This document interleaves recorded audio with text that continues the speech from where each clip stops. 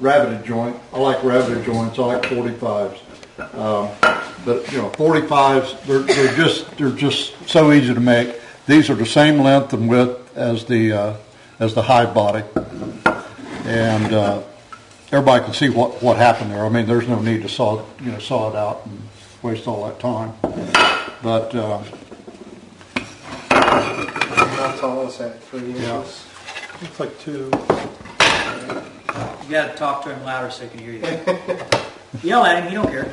How tall's the board? How wide are those pieces? Yeah, What's the width? the width of it. oh, 2 inches. 2 inches. Now 2 inches will hold 20 pounds of sugar and a quarter pound of pollen patty.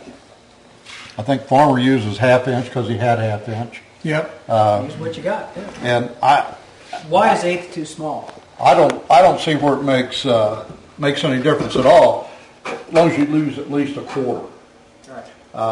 Mel Dieselcohen, he uses queen excluders, plastic queen excluders. He makes up a frame, nails them to the bottom or screws them to the bottom.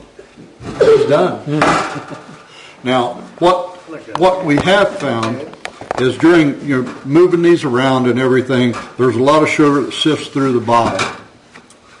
Jim came up with this in summer. He said, when we go to making those candy boards, he said, I think I'm going to use that paper that the foundation is wrapped in to line this bottom with. And I made up 3 of them, and it works quite well. Good. It works great. Right.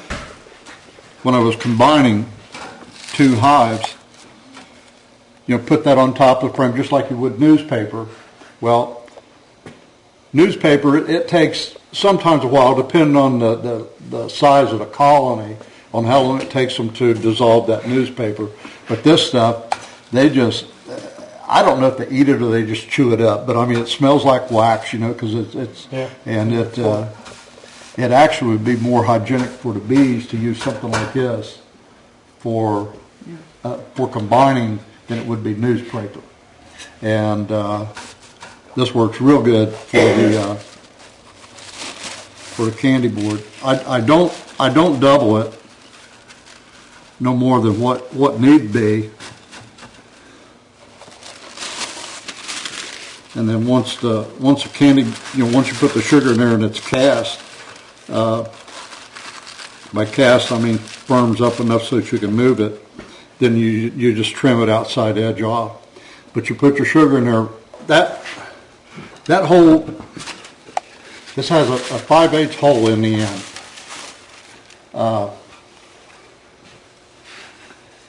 That 5/8 hole does more than just let bees in and out in the winter time in case the snow blocks the bottom entrance. That 5/8 hole lets a lot of moisture exit out quite readily.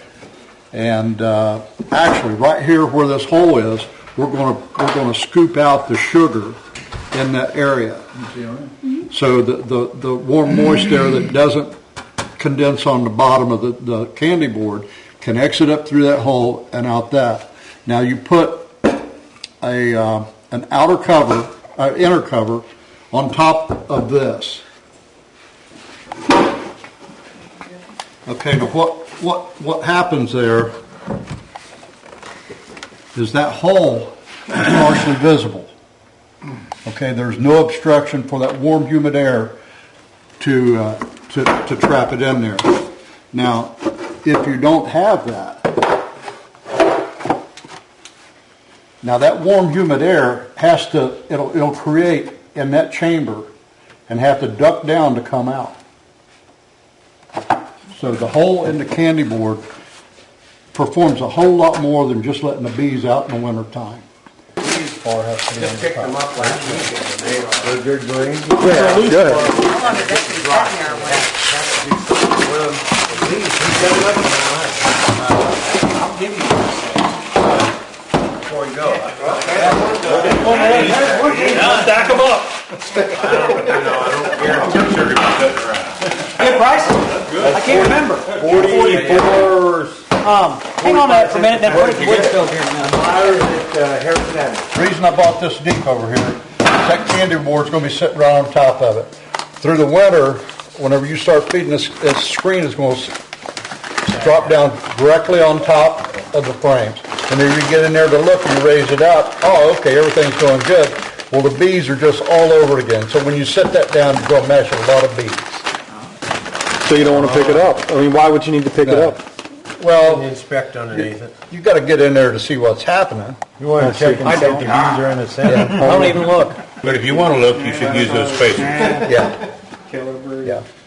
Hold that screen If up. you No quartering, beekeep by fact, you have to look to get data, right?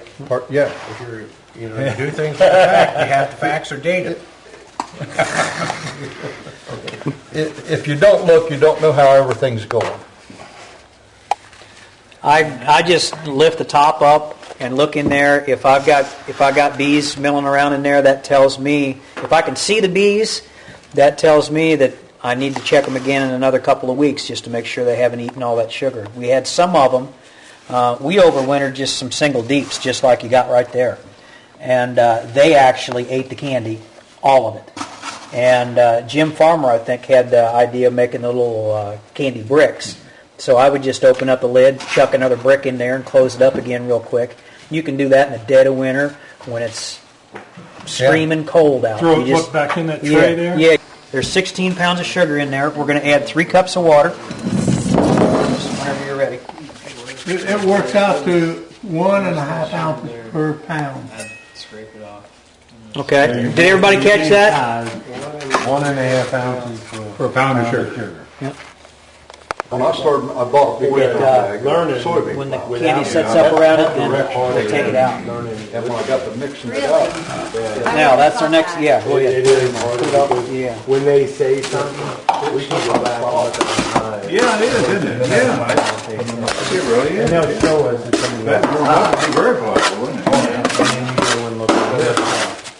So it's like having your own little. Not only do you guys do a good job, you look good doing it. Right. First of all, this sucks up moisture. That's what I was And that moisture goes up, this goes in and stays. No, I did this last week. And then you're throwing the chunks of candy in and setting it back down on top, smashing bees and stuff. This works so much easier because they clean it out. It's easy to see that, what they got going on there. And I mean, it is. But it didn't It's got so say much that sugar there was in it. another meeting. Everything that was listed is our. I'm going to put our pollen.